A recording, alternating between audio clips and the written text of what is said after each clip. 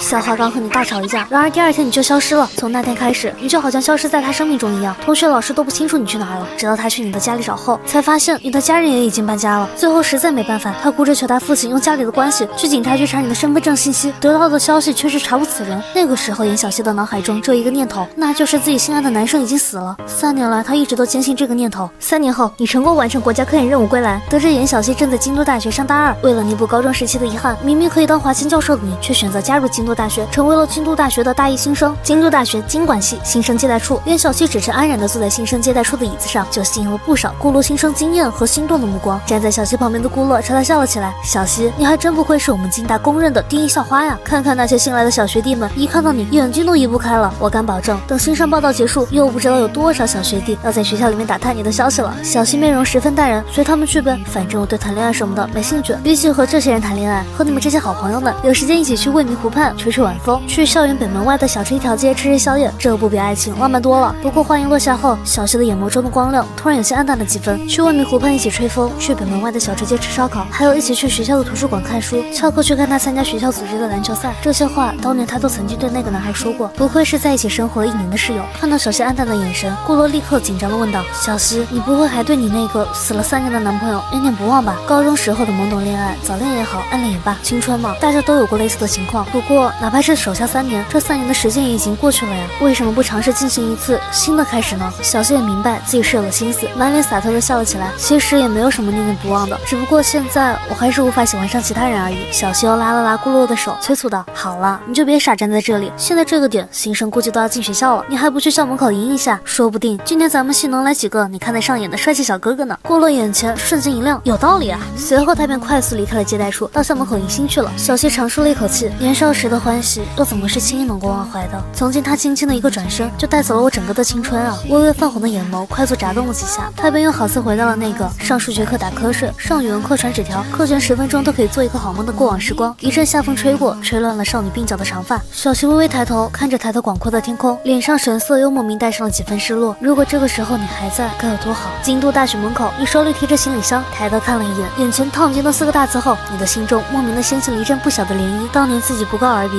他应该很伤心吧？你长长的深呼吸了一口气，缓缓的朝校内走了过去。没走几步，你就碰上带着迎新志愿者逼照的顾洛。这位学弟，你是哪个系的？我是本次新生报道的志愿者，我带你去报道吧。你没有拒绝。经管系，刚好我也不太认识路，那就麻烦学姐了。不麻烦，不麻烦。顾洛笑了起来，很巧啊，我也是经管系的。说起来，那你还是我直系的学弟呢。行李箱给我吧，我这就带你过去报道。你不留痕迹的悄悄将行李箱往后拉了一下。不用了，行李箱里面的东西挺沉的，我自己来就行了。也行，那你好好跟在我后面吧。顾洛也不扭捏，洒脱一笑后，便带着你朝校内新生报道的接待处方向走了过去。学姐，既然你是咱们经管系的学姐，那我想请问一下，你认识严小希严学姐吗？当然认识。顾洛转头看着你，眼神戏谑道：“你这小学弟的消息很灵通嘛，这才刚到学校，就把我们学院里面最漂亮的校花给打听清楚了。怎么，你也对我们严大校花感兴趣？”你笑了起来。我和严学姐高中是同一个学校的，也是因为她，所以我才选择来京都大学经管系。顾洛有些意外，但很快给了你一个我懂的眼神，慕名而来啊！现在的小年轻不得了。不过你们是同一个高中的，应该也听过你们严学姐的事迹吧？事迹？你有些愣神。小希在高中的时候向来都是好学生，除了校花、学霸一类的称呼外，你还真不知道小希有什么其他事迹。次次考年级第2算吗？因为年级第1是我自己。这时你放在口袋里的手机突然响了起来，抱歉，我接个电话。陆教授，我是小泉。这位陆教授是京都大学的一名教授，目前是京都大学电子信息学院分管科研研究的实权院长。在科研基地的这3年，你凭借自己专业的知识，征服了国内的一众权威教授及其许多专业领域的教授，也给你积攒起了一笔不小的人脉。电话中传了一个中年男子爽朗的声音：“全总工，实在是不好意思啊，本来原定的计划应该是我在学校门口引你入学的，不过上面临时有个项目出了点问题，要我去帮忙，所以我现在不在京都，实在是抱歉了。”你摇头笑道：“上面的项目更重要，我没事的，现在已经在准备办入学手续了。”陆教授继续问道：“不过我还是不理解，凭借你的科研水平，完全可以去带博士研究生了，怎么就突然还想着读大学呢？”全总工，我还是那句老话，只要你什么时候想通了，我马上就可以给上面打报告，让你成为我们京都大学的荣誉教授。要是想开课的话，我给你保证，我们给的待遇一定比隔壁华清大学的待遇要好。你笑着回答：“这个到时候再说吧，你总得让我好好休息一段时间吧。”行了，我这边准备报道了，你也比较忙，就不打扰你了。好，那你先报道。虽然我暂时没在学校，不过生活上有什么问题，你直接打电话给我就行了。好的，陆院长，您太客气了。你微笑着挂断了电话。这时新生报道的地方也到了，顾陆环顾四周，发现原本坐在接待处的小希不见了。他走到了其他人的面前问道：“小希人呢？”我给他带了一个他老家的学弟。有人答道：“严大校花说这天气太热，在这待1天也挺辛苦，所以请我们喝奶茶。这会儿儿是去拿奶茶去了。顾乐转头看向你，不好意思啊，小学弟，你严学姐临时有事，暂时你是见不到她了。你轻笑着点头，没事儿，未来时间还长，总有机会见面的。你是几班的？经管系大一一班。顾乐听后立刻笑了起来，那就没事了。我和小西都是你们大一经管一班的助理辅导员，明天班上新生见面的时候就又能见面了。你先报到吧。你微微点头，很快手续就办完了。你跟着一位大二的学长朝经管系男生宿舍的方向走了过去。你走后的没多久，小西就提着数杯奶茶走到了新生报到的地方。顾乐看见后立刻来到了小西的面前。小西，你这走的也太不巧了。我跟你说，今年我们系来了一个超级帅、超级有气质的小哥哥，简直帅了我一脸啊！而且他还说和你是一个高中的。我看我们这个小学弟啊，绝对是奔着你来的。小西无奈笑了起来。你打住，我现在可没有谈恋爱的想法，我也没说一定要谈恋爱啊。不过怎么说也是你老家来的直系小学弟，怎么说也要好好关照一下吧。反正他是一班的，明天你们新生见面会上就见到了。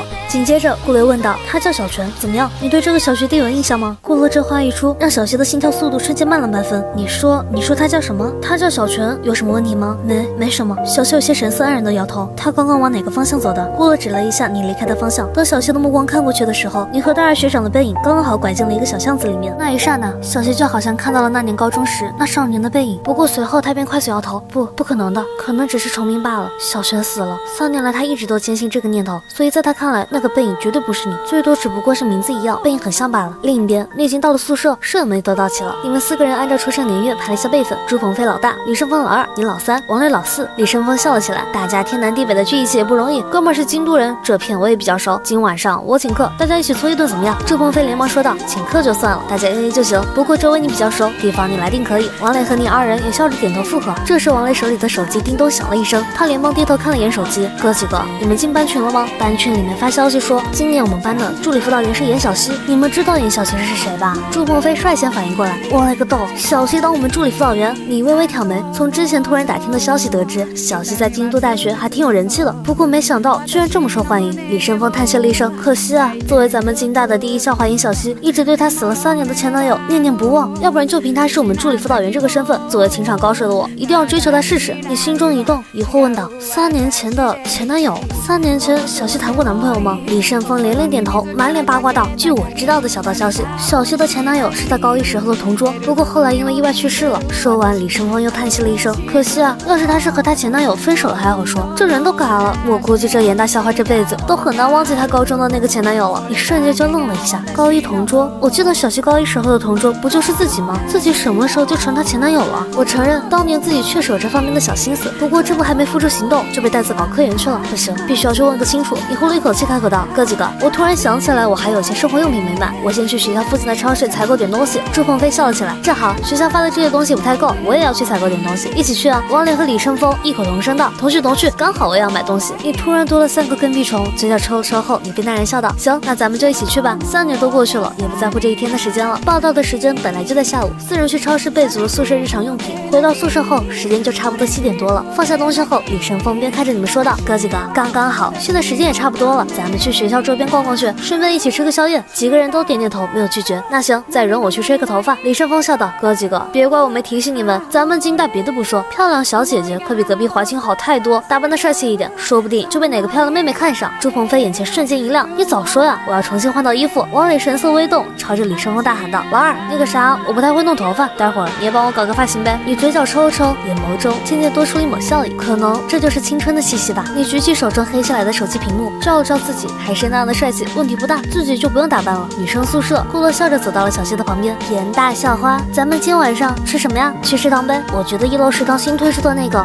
腐竹炖红烧肉不错。顾乐听后立刻说道，这才来学校就去食堂啊，今天都忙了一天了，咱们去北门那边逛逛呗，看看有什么好吃的，顺便买点水果回来。小西白了他一眼，我看你是想出去看看咱们学校新来的小学弟吧，人间不差啊。小西又转头看了一眼宿舍另外2个室友，你们呢？要不要一起出去逛逛？另外2个女生立刻点头，没问题。小西抬头看了顾乐一眼，好吧，过了一个暑假，咱们宿舍都好久没一起出去逛逛了，那就走吧。很快，收拾完毕的宿舍4人直奔去了学校北门的小吃一条街。几乎同一时间，小西4人也从女生宿舍出发，来到了北门的小吃一条街。李胜峰双手插兜，看着你们几人说道，哥几个，这北门可是我们京大有名的小吃一条街，这条街上的几家烧烤店味道都不错，你们挑一家吧。朱鹏飞和王磊看向你问道，老3，去哪家？你随意的扫视了一眼周围的几家烧烤店，直接找了一家距离最近的。几人点头赞同，李胜峰连忙上前带路，哥几个走着。与此同时，小西等人也刚刚来到小吃街，他目光随意的扫了一圈后，整个人瞬间快速颤抖了一下。烧烤店门口，你们宿舍4人刚好走进了了烧烤店里面。那一瞬间，小希只感觉自己大脑一片空白，眼眸直勾勾地看着你进入的那家店，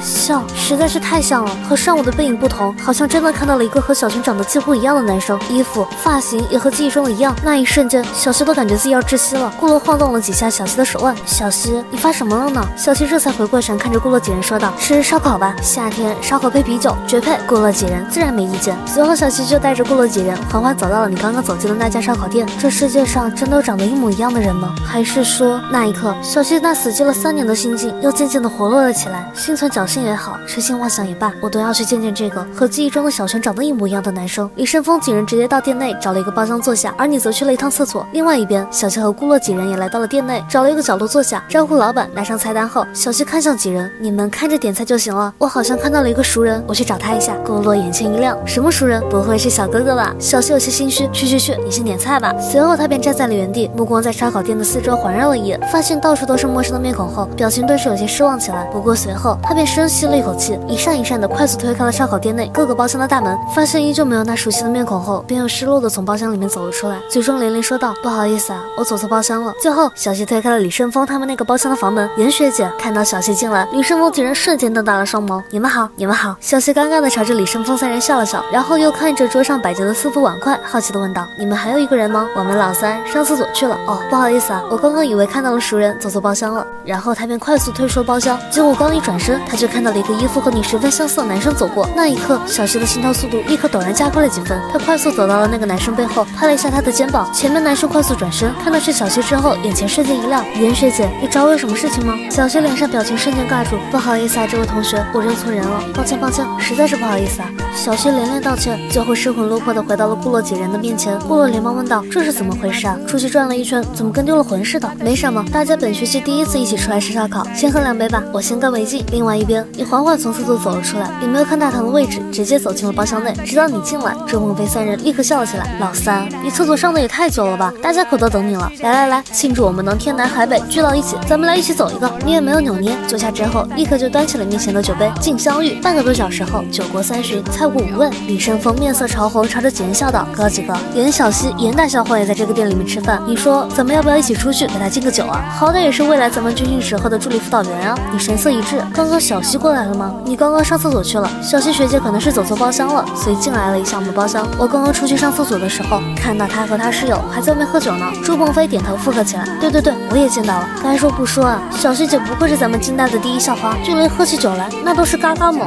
喝酒？”你眉头微微皱起，以前的小希那可是滴酒不沾啊。你站起身看向朱鹏飞几人说道：“我出去一下，你们继续喝。”说罢，你走出包厢外，来到大堂中，目光放眼望去，很快就找到了在不断喝酒的小希。酒桌上，顾洛和另外2个室友担忧的看向了小希：“小希，你别再喝了吧，你看你都喝醉了。”“没事儿，我就喝完这最后一杯，我就不喝了。”这时，在他眼前突然就出现了一张让他魂牵梦绕的脸颊，虽然看起来样子有些模糊，但是小希确信那就是你，别喝了。顾洛惊讶的看了你一眼：“小学弟，是你啊？学姐你好。”他这是喝了多少酒啊？顾洛指了指地面上放着的5瓶酒，这些全部都是小希喝的，然后喝多了。小希抬头看向你，微微泛红的眼眸中瞬间就流下了2行泪水。“我真的喝多了吗？小泉，是你吗？小泉，你终于出现了！”他紧紧抱紧了你，浑身抽泣道：“我跟你保证，我以后再也不跟你吵架了，你不要再突然消失了好不好？”你眼神复杂，伸手轻轻地拍了拍小希颤抖的肩膀：“学姐们，你们宿舍在哪？我先帮你们一起送他回宿舍吧。”顾洛先是愣了一下：“好，刚好我们也拖不动他，那就麻烦学弟你了。”你伸手挽住了小希隐隐一握的腰肢，一个公主抱，迅速将她抱到了自己怀里。这边包厢内，朱鹏飞几人探头探脑地凑了出来，看着你抱起小希就走，几人瞬间就懵在了原地。刚刚还合计要不要去给严校花敬个酒什么的，到老三这套好，直接上手就抱走了，这什么情况？小希的另外2个室友也是一头雾水。进大学这1年时间里面，追求小希的男生有豪车2代，也有校外的创业老板，不过无一例外，全部被小希给拒绝了。顾洛也有些意外，就目前这情况来说，这2人之前指不定有什么八卦故事呢。可是据他所知，小希也就和一个男生发生过故事，难道他就是那个小希死了3年的前男友？想到这个，顾洛就忍不住打了个寒颤，难不成这是套复活甲了？不过这个时候他也没有心思想太多的问题，和宿舍另外2人跟着你走了出去。烧烤店外，路上不少金大学子来来往往，在你抱着小希离开烧烤店的那一刻，瞬间就吸引了不少学生的目光。姐妹，快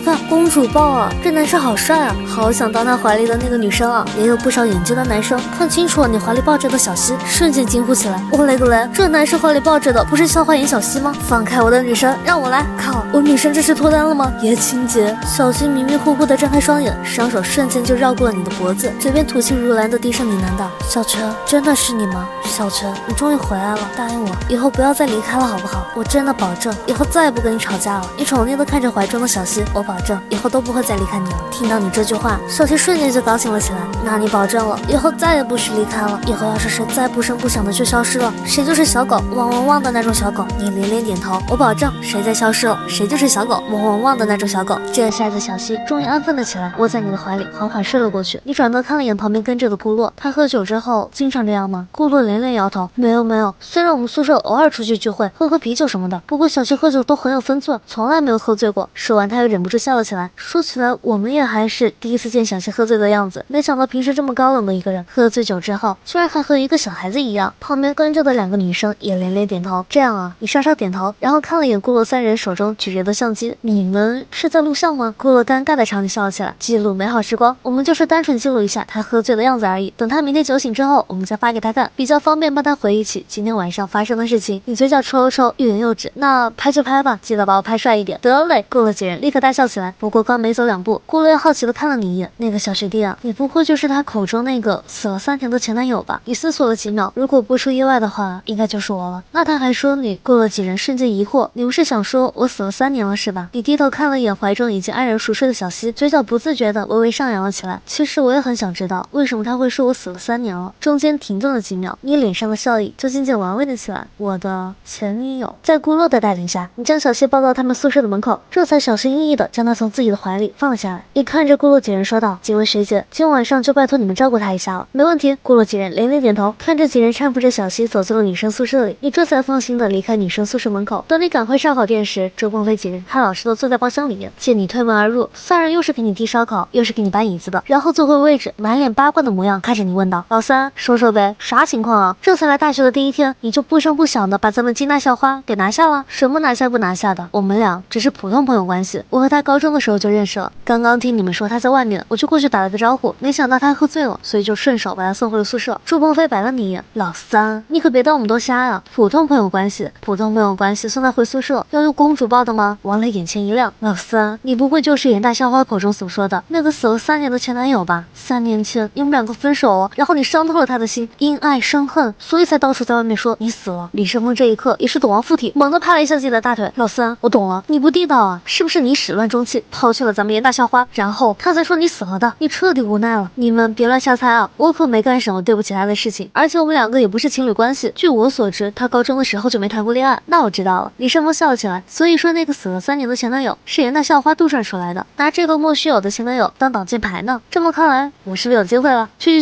朱鹏飞白了李胜峰一眼：“你别在这乱想了，我以我敏锐的第六感发誓，老三和咱们严大校花之间绝对有一些不为人知的故事。”话落，朱鹏飞3人又齐齐将目光看向了你，一副求吃瓜。你无奈叹息一声，没在一起过，也没有始乱终弃，就正常的同学关系，那你就没一点想法？你沉默半晌，有3人瞬间大笑起来：“老三，你就是缠人家身子，上贱不练，练下贱。不过做人总是要有梦想的，不然和咸鱼有什么区别？老三，我支持你。”你嘴角抽了抽，咱们宿舍这几位也都是佛老啊，谁说考上名牌大学的都是书呆子来着？第2天清晨，你一边在宿舍里面收拾行李，一边对着手机另外一边的陆教授说道：“没问题的，我等下就买最早1航班的机票过来，今天晚上应该就能到了。”随后你便挂断了电话。刚从床上起来的朱鹏飞看着你疑惑的问道：“老三，你这大早上的收拾东西干什么呀？我家里有点事情需要回去一趟。”就在几分钟前，你接到了陆勇的电话，第4代航天战斗发动机的设计研究工作出现了难题，想要邀请你去参谋。这件事本来是不需要你参与的，但是你也明白，当投身科研之后，你就再也不属于你个人的了。有些事情总要人去做的。回去。刚睡醒迷糊的朱鹏飞瞬间就清醒过来。我勒个嘞，那你不打算参加军训了吗？我已经和学校这边打好招呼了。那要去多久？快的话1个礼拜，慢的话估计等你们军训结束我就回来了。那你这突然就走了，和那校花打招呼了吗？此话一出，你收拾衣服的动作瞬间停顿了下来。女生宿舍，小希有些头疼的揉了揉自己隐隐作痛的额头。小洛洛，现在几点了？7点，还早吗？我昨晚上是不是喝醉了？我怎么隐隐约约记得我还抱住了谁？哟，我还以为你断片了呢。顾乐笑了起来，然后掏出了他昨晚上录下视频的手机。怎么样，要不要做姐姐的？我帮你回忆回忆。你还录视频了？有你，我是真的服气啊！你自己看看吧，抱着你走的这个人，你还记不记得？小希快速拿过手机，看到手机屏幕上的画面后，整个人瞬间愣在了原地。手机里正播放着你抱着他回学校的画面。那拍就拍吧，记得把我拍帅一点。刹那间，各种回忆不断的涌上小希的心头。小希，陪我去小超市吧。不去，我要写作业。小泉去喽。啊，那走吧，薯片给你吃。可是这薯片我刚刚看到掉地上了。小泉，你真讨厌，不吃拉倒。连续不断的泪水快速从小希的眼眸中流了下来。小喽啰，你怎么会认识小泉？他现在在哪？他就是我们经管系大一的小学弟。昨晚上你喝醉之后，他就出现了，然后你就扑到他怀里去了，再然后他就把你给抱回来了。小希，他不会就是你说的那个死了3年的男朋友吧？我要去找他。小希快速的往宿舍外走去。喂，你这么火急火燎的，知道他宿舍在哪儿吗？你把新生宿舍分配表给我。男生宿舍的门口来来往往，并没有多少人。你缓慢的行走在宿舍门口的道路上，准备去学校食堂吃个早餐。突然，小希有些颤抖的声音出现在了你的耳边。小泉。小希就这样目光平静的看着你。虽然在视频里面的时候，小希已经看见过一次你了，但是现在正式见面后，小希还是感觉自己心脏都要骤停了。两人之间陷入了死一般的寂静，谁也没有率先开口说话。你其实已经想了许多见到小希之后的各种开场白。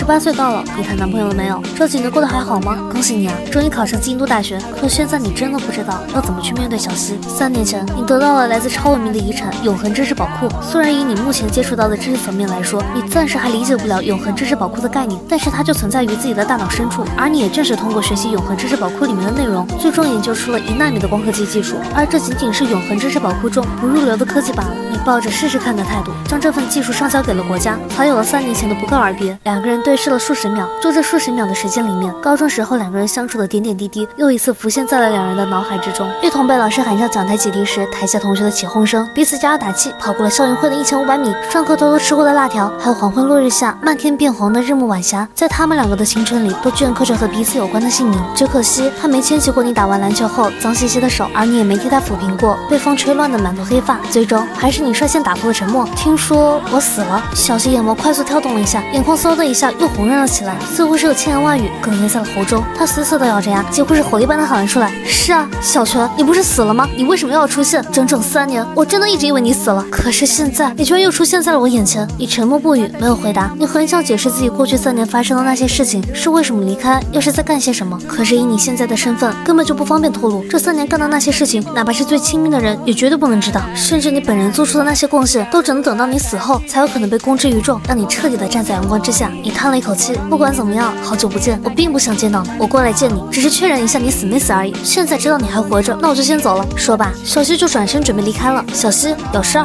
我只是想跟你说，当年的约定我没有失约。当年的约定。小希冷笑了起来，强忍着愤怒看着你。小泉，咱们两个是什么关系？你以为你是谁啊？你想离开就离开，想出现就出现。3年了，我给你发了那么多条消息，你1条消息都没回过，毫无缘由的，就好像人间蒸发一样，直接消失了。你是不是觉得这样特别潇洒，特别得意？是不是这样就觉得能够让我这辈子都记住你了？你不是消失了吗？既然已经消失了，那你为什么还要再出现？你被说的哑口无言，七尺之躯已许国，再难许亲。最后你只是无奈的叹息了一声，对不起，当年我不应该不告而别的。不用，你不需要跟我道歉，我们又没有什么关系。你想走就走，想留就留，你想要做什么事情都与我无关。你迁就的看了小希一眼，我要走了，家里出了点急事，需要我回去一段时间，不过最慢军训结束之后我就会回来的。出什么事了？不过说完这句话，小希便又冷起了脸。你要走就走啊，我又不是你的神，你不需要跟我解释。虽然说已经和学校打过招呼了，但是你好歹也是我们班的助理辅导员，新生缺席军训，和辅导员打一下招呼不也是应该的吗？再说了，在我眼中你也远远不只是我的辅导员那么简单。听不懂你在说什么，你还有没有事儿？没事的话我就先走了。你抬了手想替他抚平一下有些凌乱的头发，不过就在你手掌快要触碰到的时候，还是克制的停下了手中的动作。这次应该不算是不声不响的不告而别了吧？我可不想当小狗了。小希瞬间回忆起了昨晚喝醉之后说的那些话，面色绯红的瞪了你一眼，懒得理你，家里有事情，要走的话就快点走，烦死了。说完他就快速转身的跑开了。你就站在原地看着小希跑开的背影，嘴角止不住的微微上扬了起来。可能是我真的不会谈情说爱吧，总是惹你生气，不过我就是想和你在一起。等我回来，咱们好久的浪漫和温柔都一次性给你。回到宿舍的小希想了半天，突然恼怒的埋怨起自己。小希啊，能不能不要这么没出息啊？不要一见到他就心软好不好？他不声不响的离开了3年，有理解过你的感受吗？你还关心他家里发生什么事了？随后小希深呼吸了几口气，平复了一下情绪后，他在心中快速的下定了决心，这3年的事情自己绝对不能就这么算了。对，就是这样，小希，你要振作起来啊！然而这一切你都不知道，因为此时的你已经踏入前往候机厅的电梯内，这时有个人朝着电梯梯里的众人喊了起来：“里面的人出来，快点先出来！”一抬头看了眼电梯外，那乌泱泱的人群中，原来是一个明星，还有不少女粉丝在那里拍照。你忍不住冷笑起来：“你们人多，不会等下一趟吗？这机场是你家修的？你什么意思？”男明星助理脸上表情瞬间难看了起来。我们家鲜肉的行程排得有多满，你不知道吗？我们飞机快到了，你快点让出来！你依旧面不改色，你的飞机到了，关我们什么事儿？你问问这电梯里面站着的人，哪个不是有自己的事情？难道明星就有特权吗？听到这话，围绕在这男明星四周的一些狂热女粉丝受不了了，他们能有我们家鲜肉忙吗？鲜肉可是国内顶流明星，每天的通报忙都忙不过来，你让我们家鲜肉先上去不行吗？你这人怎么回事啊？给鲜肉让电梯，简直就是你们的荣幸，还不快点让开，愣着干什么呢？这要是耽误了我们家鲜肉上飞机，这个责任是你们这些人担得起的吗？这时男明星贾先生的脸色也有些难看，就算是拍戏的时候迟到2个半小时，全剧组的人都得等我，这些普通人让个电梯怎么了？不过作为明星还是得谨慎点，要是做出什么过激的事情，很容易就会引起民众反感的。下一秒他脸上就多出一抹笑意，喝退了助理和保镖后，他便看着电梯里的你笑道：“没关系的，虽然我很急，不过还是让你们先上吧，毕竟大家都很忙的。”你嘴角无语的抽了抽，就这耽误的时间，都够电梯上去又下来一趟了。可脑残粉们却激动地说：“我们家鲜肉真有教养，还对你指指点点。”你无奈的摇了摇头，也没搭理那个男明星，便直接按下了关闭电梯的按钮。英雄枯骨无人问，戏子家事天下知。男明星转身看着粉丝们笑了起来，眼神中闪过一缕阴寒。好了好了，大家先不要闹，这就是一点小插曲而已，千万不要闹到网上去。我们也该走了，大家散了吧。记住，千万不要将这个事情扩散到网络上，千万不要啊！那些粉丝本来还没往这方面想，被他们这么一提，在这个男明星的各种粉丝群里面，瞬间就炸开了锅。假鲜肉就是他们的天，欺负了他们的哥哥，这简直比欺负了他们的亲爹亲妈还要过分。十几分钟后，那些假鲜肉的狂热女粉丝们就开始在网络上发声了，各种恶意剪辑的视频、讨伐你的口号，甚至一个名为“小熊滚出来，给鲜肉道歉”的帖子，直接被那些狂热的女粉丝们给顶上了微博热搜。关于你的照片和一些信息也被某些人给发在了网上，无数假鲜肉的狂热女粉丝立刻开始在网络上提起键盘开喷。金大是什么情况？招人的时候都不看看学生品德的吗？这种人也招进金大读书？这个学历我可是花钱买的吧？根本没有查到这个人高考的信息，也没有查到他什么参加过国际顶尖的赛事，这样的人是怎么进的金大？我建议有关部门一定要严查。当然，也有一些明事理的粉丝，这发的视频一看就是剪辑的，这样随意抹黑别人，真的好吗？为什么需要给什么假鲜肉道歉？那哥们说得好，电梯是假鲜肉家的吗？不由分说就让人离开，明星就高人一等了。但是在各种狂热粉丝的带节奏之下，网络上的舆论从一开始就导向了假鲜肉，你一下子就成为了网上人人喊打的过街老鼠。金大宿舍内，本来正在舒舒服服刷手机的顾洛，看到这个飞速上涨的热搜后，立刻招呼旁边的小西靠了过来：“小西，小西，你看看，这是不是你家的小学弟？现在网络上好多人都在骂他呀！”什么我家小学弟？小西愣了一下，快速拿过顾洛的手机翻看了一下，立刻无语道：“这些粉丝都是疯了吗？一个明星逼着别人让电梯，他们这些粉丝还把这种事情发到网络上怪别人。”随后他就掏出了自己的手机，直接点击热搜开始骂了起来：“明星就高人一等了吗？这么着急上电梯，是急着去投胎还是急着去死啊？”看着小西那愤愤不平的模样，顾洛顿时就忍不住笑了起来。小西，是谁说的以后和小泉再无瓜葛的？我看你这样子，恐怕是余情未了吧？小西顿时脸颊泛红，白了顾洛一眼后，义正言辞说道：“对事不对人，换做其他人被如此对待，我也会这样的。”可很快他就发现他的评论一下被那些恶意评论给淹没了。顾洛有些担忧起来：“小西，大事不妙啊！假鲜肉的那些狂热粉，一看就是不想放过你家小学弟，他这次可是大麻烦了。”小西立刻开口解释起来：“我说了，以后我和他没关系了。”但是紧接着他的眼中就多出了一抹担忧之色。不过也就在这个时候，某个特殊的办公室内瞬间亮起了紧急红灯，一个穿着绿色军装、戴着眼镜的男子立刻从自己坐着的电脑面前站了起来：“马上上报，大量用户在网络上披露我国4S 级保密成员的身份资料，可能有泄密风险，我已准备拦截，请上面下达具体指示。”安全总署署长刘长青看到后立马大发雷霆：“你们这些人是怎么搞的？”立刻让人把网上关于小泉的信息全部撤下来，并且马上安排人去查这件事，看看有没有国外谍报组织人员在推波助澜。我只给你们10分钟时间，一旦他因此受到什么损害，你们所有人都吃不了兜着走。作为国内的天才科研学者，你的个人档案早就跟安全总署挂钩了，无论是谁或者任何机构想要查询你的资料，都会马上出动危险警报。只是刘长青万万没想到，这次可不是单独一个人查询你的身份，而是无数不知轻重的网民在网络上散布你的消息。刘长青看了些有关机场电梯的监控后，他又咬牙切齿的在嘴边暗骂了一声：“现在的一些明星真是越来越不像话了，让一个即将成为国内最年轻的院士给你让电梯，你配吗？”然而就在他话音刚落下，手机就立刻响了起来。一看到手机备注，他的心忽然就咯噔了一下。护短的来了，打电话来的是华科院院长王卫民。深呼吸一口气，这才紧张的接通了电话。王卫民直接劈头盖脸的朝他骂了起来：“刘长青，你这个安全总署的署长是干什么吃的？现在网络上出了这么大的事情，你们安全总署没做事吗？我告诉你，要是小泉的身份暴露了，老头子我脸皮不要了，我也要到你办公室来闹一闹。”刘刘长青面色瞬间一苦，王老，您消消气，消消气，我这边已经在安排人解决了，10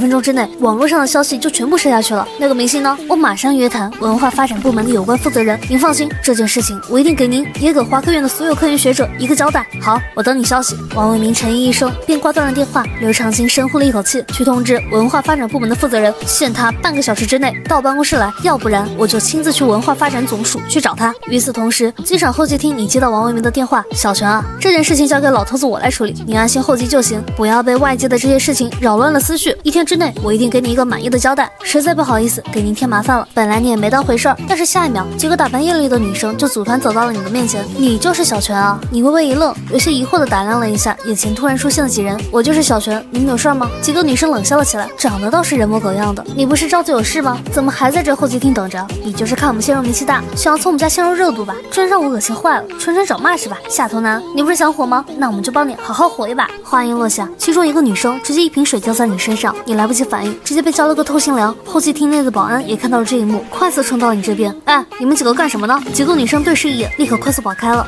你没有恼怒，你有着成年人应有的独立思维和判断。你掏出了一包纸巾，默默地擦着身上的水滴，然后冲着保安笑道：“你去忙你的吧，我没事儿，谢谢。”这时，放在一边的手机屏幕突然亮了起来，在宿舍内担忧的小西发来了一条短信：“你没事吧？”你刚准备给傲娇的小西回消息，宿舍老大就打来了电话：“老三，你这事情搞大发了呀！我们在网络上看到你被假鲜肉那群狂热粉给骂惨了，你现在心态还稳得住吧？”你心中微微一暖，宿舍里面3个儿子这才第1天见面就这么关心自己了。你神色平静回复道：“我没事儿，你们就不用在网上去掺和那些事情了，交给我来处理就好了。”朱鹏飞继续说道：“我们倒是没什么，不过严大校花可惨了。严大校花在网络上疯狂的替你说话，结果有人爆出了你们高中是同桌的关系，还把他的照片发到了网上，现在正被假鲜肉那些个狂热粉丝骂着呢，说他在蹭假鲜肉的热度。”什么？你惊呼一声，连忙对着电话里的朱鹏飞说道：“老大，我这还有事儿，先挂了。网上的事情你们就不用掺和了，我来处理。”挂断电话后，你立马登上了微博，很快就搜到了关于骂骂小西的帖子，上面还挂上了被 P 图成了黑白的照片，下面各种谩骂之声不断增长，长得人模狗样的，想出的想疯了吧？还说就为了替你这狗男友出气，你们2个怎么不去死啊？我看你就是想以这种姿态引起我们鲜肉的注意，不过要让你失望了，我们鲜肉可看不上你这种女人，蹭热度的八婆和狗男人一起下地狱吧！今晚上就在地府 C 位出道。从一开始你都是以一种包容的态度去看待假鲜肉那群狂热粉丝的，但是这一刻你忍不了了，深呼吸了一口气，低头看着韩熙界面小西发过来的信息，你瞬间有些心疼起来。他都在网上被人骂成这样了，居然还在关心我，傻不傻？思索几秒后，你点开了和小西的聊天界面，一个语音电话打了过去，电话很快就被接通。小西率先开口：“喂，小泉，你现在在机场怎么样？你没事吧？我听说假鲜肉的那些粉丝很疯狂的，他们没对你怎么样吧？”你用温和的语气说道：“没事没事，这件事情你暂时就不要管了，交给我来处理，好不好？找一部开心的电影看一看，等电影看完，我就把事情解决了。现在网络上那么多人铺天盖地的在骂，你一个人怎么解决？”说到最后，小西的声音都带上了哭腔：“都怪我今天早上没有送你，要是去的话，是不是就不会发生这样的事情了？”你安抚了几句后，为了转移话题，并有佯装笑意的说：“袁学姐，你这么紧张我，是不是代表你已经原谅我了？”小西立刻傲娇的撇了撇嘴：“才没有，小泉，我告诉你，一码归一码，我在网络上帮你，只是因为他们做的实在太过分了，仅此而已，你不要多想，我是绝对不会原谅你的。”说完，他在心里默默补了一句：“最起码不能这么轻易的原谅。”你抬头轻笑：“那好吧，未来的时间还很长，等我忙完了家里的事情，到时候我会好好的求你原谅我的。”懒得跟你说，我挂了。你上宿舍，小西面色一紧，直接挂断了电话，随后快速的抬手在自己微红的脸颊上扇了几下风。坐在他旁边的顾洛一脸坏笑的问道：“怎么不哭了？”小西快速摇了摇头：“不哭了，微博私信我就不看了。但是这件事情我一定要为小泉争个公道出来。小泉一个普通人，面对假鲜肉那么多的狂热粉丝，他怎么去解决呢？自己现在能做的就是帮他分担，减轻一下压力。”小西继续化身阵营战士，又开始发起评论。京都国际机场高级 VIP 候机室内，假鲜肉悠然地躺在豪华按摩座椅上，翻着手机，眼眸中满是轻蔑和得意之色。就你一个普通人，还想和我斗？动动手指就能够弄死你！旁边助理笑了笑：“鲜肉，你的粉丝还是真够给力啊！这才半个小时不到的时间，这话题热度就快要飙升到微博的热搜第1了，你曝光度又增加了不少啊！这还不够。”假鲜肉冷笑了一声：“虽然网络上的视频剪辑过了，不过还是有些画面不利我的人设。你安排营销号放出消息去，就说那个男生其实是代拍，所以保安才会赶他们离开电梯的。”助理立刻笑了起来：“鲜肉哥，这招实在是妙啊！我马上安排。”说着，立刻就拨出电话给营销号了。营销号运营的速度也很快，几分钟不到的时间，在网上就出现了一些关于小泉是代拍的声音。无数狂热粉看到后，立刻在网络上开始维护起假鲜肉来。我就知道我们家鲜肉的工作人员不会这么粗鲁啊！他们这么粗鲁的赶人，肯定是因为不装的凶一点就会被代拍骚扰。可恶的代拍，居然还要蹭我们家鲜肉的热度，他怎么不去死啊？真的是可怜了我们家鲜肉，什么事情都没做，就被网上那么多营销号带节奏骂他。安全总署刘长青看着微博上上还在不断飙升的话题立刻皱着眉朝向旁边的工作人员问道：“怎么回事？不是已经开始清除一些评论了吗？热度怎么还是这么高？”工作人员有些无奈：“贾先生的粉丝太多了，我们删评论什么的都删不过来，删了一批，另外一批马上就出现了。”刘长青冷哼一声：“微博那边呢？微博那边的负责人怎么说的？这热度还不压下去？是小伙请他们老板来安全总署喝茶吗？”微博负责人没接电话，不过听内部消息说，贾鲜肉这个事件已经有不少资本下场，要借此机会再捧一把贾鲜肉了。刘长青瞬间火冒三丈：“我不管那个贾鲜肉背后有什么资本，互联网不是法外之地，直接安排技术部门的人给我停了微博的一切服务器，所有在网络上发表过关于此次事件不当言论的人全部封号，还要通知其他各机构2分钟之内把网络上所有的关于小泉的消息全部失踪。”说完之后，刘长青又继续问道：“文化发展部门的负责人呢？来了没有？在路上了，大概还有10分钟就能到安全总署，到了让他直接过来见我。”明白。与此同时，广深市企鹅老总办公室内，一份名为《绝密》的档案被秘书送到了企鹅老总马腾的面前。马腾疑惑地打开文件看了一眼后，立刻朝着还未离开的秘书说道：“马上让技术部门的负责人来见我。”文件内容就是马上禁止所有关于小泉的消息在社交软件上流传。文件上盖着的可是安全总署的章，这件事情可不能有一丝延误。紧接着，他还着重地补充了一句：“不管他现在在哪，你让他马上过来见我。”全国各个警署、各个军部大营全部接到协助办案的活动文件，文件里面就2个内容，第一个就是禁止警署内私自讨论，第二件事就是抓人，根据网络 IP 地址信息到有关位置去抓人。警署署长眉头微皱，安排下去，让所有休假人员立刻回警署，根据安全总署的信息都给我去抓人。某军部大营，一个头发苍白的司令面色凝重地看着手中的文件，巡视许久后拨通了安全总署刘长青的电话：“老刘，这次的事情是怎么回事？怎么会轮到我们军部动手？”忙得焦头烂额的刘长青连忙道：“老赵啊，你先别管，碍于保密条例，我只能说文件里面的那个小伙子是我国重要的科研人员，他的价值甚至可以比拟当年的钱老先生。”司令眼神立刻凝重起来：“好了，我明白了，这件事你放心，我们军部一定配合。”放下电话后，老者气得脸色涨红，拳头重重砸在办公桌上：“同学，马上给我抽调一个团的人过来，配合警署人员去给我抓人。”安全总署内，刘长青直接将桌面的文件丢到了文化部门负责人的面前：“贾鲜肉涉嫌诽谤国内机密人员，并意图暴露国内机密人员信息资料，以叛国罪处理。孙斌、吴涵助理设想诽谤国内机密人员，并煽动网络群众泄露我国机密资料，以叛国罪处理。”在这个文件上面还有17、18个明星，都是这段时间内在网络上声援贾鲜肉的。这还只是第一步，到底怎么处理，还是要看你们部门的商榷结果。但是我丑话说在前头，这次事件重大，后续监察部门、事务部门、经济部门等各个部门都会联合出动。这话一说，文化发展部门负责人差点就要瘫倒在地面上。先不说安全总署很少插手娱乐圈的事情，这一插手不仅直接安排了一个国罪，甚至还联合多部门进行行动。他急忙朝着刘长青告辞，火速赶回了文化发展部门。仅仅10分钟，热搜直接被撤了下来，网上再也查不到你的任何信息。贾鲜肉和他助理看到这一幕后，一脸茫然不解。助理打电话给了在微博工作的一个高管，接通电话后，高管瞬间就怒骂了起来：“我告诉你，现在出大事了，到时候你就坦白从宽吧。就因为贾鲜肉的这次事件，你知道害得我们有多惨吗？就在你打电话的前1分钟，一群安全总署的人跑到我们总部，直接把我们总部服务器的电源线给拔了，公司里大部分设备更是被直接带走。”说完他还不解气，直接破口大骂起来：“今天我话就放在这里了，最好不要让我再见到你，否则我有的是办法整死你。”此时的文化发展部门负责人直接打电话到贾鲜肉的经纪公司，那边的总裁刚接起电话，他就直接怒骂起来：“给你打电话是来通知你，你们经纪公司旗下所有艺人目前逮捕的所有影视项目全部停掉，还有你公司在网络上为贾鲜肉发声的明星全部封杀，特别是贾鲜肉，当然这个你也不用管了，他已经凉得透透的了。还有今天晚上9点之前带着你们公司的高层来一趟文化发展总署，我请你们集体喝茶。”经纪公司老总瞬间懵了。也就在这时，穿着巴黎世家的秘书匆匆忙忙跑了进来：“孙总，大事不好了，税务局的人过来了，要把我们公司所有有关财税的资料全部带走，还有工商部门、财政部门、消防部门，甚至还有警署的人，全部朝着公司这边来了。”经纪公司总裁眼神瞬间陷入了迷茫，完了，一切都完了，啥也不用想，直接凉了。而机场这边，此时的贾鲜肉和助理的电话被打爆了。什么品牌要解约？要是嫌弃价格高了的话，也不是不可以降一点代言费，但是突然解约是什么情况？我们得罪人了？黄总，我们下午的通告不是说的好好的吗？怎么突然就通告结束了？张导，你也要解约？我们鲜肉可是票房的保证啊，你要是解约了，票房怎么办？你说如果有鲜肉，这个电影就完了，这是什么意思？大不了这次我们不用提升了，不行吗？贾鲜肉和助理还没搞明白怎么回事，4名便衣就走到他俩面前：“我们是安全总署的执法工作人员，根据调查，你们2位涉嫌危害国家机密人员，现经批准逮捕，麻烦跟我们走一趟。”贾鲜肉当场傻眼，自己不就是让人给自己让个电梯吗？怎么就弄成这样了？那家伙到底是什么人？不甘心的贾鲜肉问道：“我能够问一下，那个小泉究竟是什么人吗？你还不配知道他的身身份，反正你只要知道，你最轻也是一个剥夺政治权利终身了。还没等贾先生缓过神，4个便衣就看到你正安静的坐在候机大厅里。接着，其中2名安全总署的人立刻走了过来。全先生，网络上的事情差不多解决完了，我们2个是刘总派过来保证您安全的。你起身朝他们致谢。好的，真的是辛苦你们了。你目光玩味的看着贾先生笑道：“大明星，未来的日子里祝你好运。”贾先生瞬间被激怒，不过稍微一动作就被2个押解他的人给按住。不要少花招，老实点。过了没多久，贾先生更大的猛料就出来了。经税务部门查询，贾先生偷税漏税15.6亿，这在网上直接引起了众怒。